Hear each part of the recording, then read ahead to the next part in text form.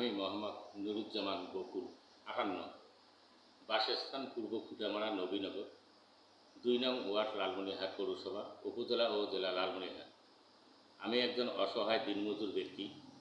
আমার দুঃখে ভরা জীবনে দুটি চরম দুঃখের বর্ণনা আপনাদের কাছে সবিনয়ে নিবেদন করছি যে আমার বাড়ি করার মতো কোনো উঁচু জমি না থাকার কারণে আমার মায়ের নিকটে পাওয়া নিচু জমি, দোলা জমি, অনেক কষ্টে মাটি ভরাট করিয়া বাড়িঘর উঠে।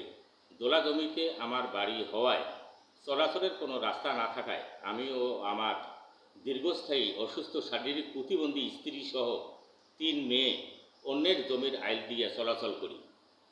কিন্তু বর্ষার মৌসুমে বাড়ির চারিদিকে বুক পর্যন্ত পানি প্রায় 3-4 মাস ব্যাপী থাকায় 150 ফিট পথ অতিক্রম করিয়া মেন রাস্তায় উঠতে হয়।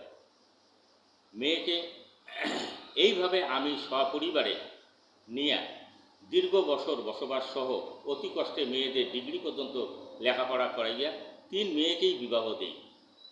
আমার কোনো ছেলে সন্তান নাই।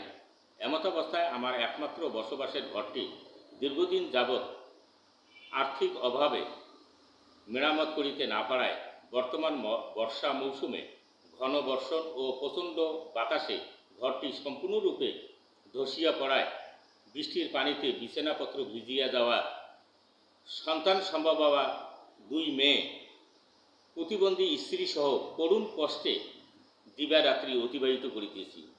যে কোনো মুহূর্তে সন্তান সম্ভবা 2 মেয়ের প্রসব বেদনার সময় দ্রুত ডাক্তারের কাছে নিয়ে যাওয়া আসা করার বুক ভরা পানি যাতায়াতের কোনো জন্য ছোট একটি কাঠের নৌকার বিশেষ প্রয়োজন।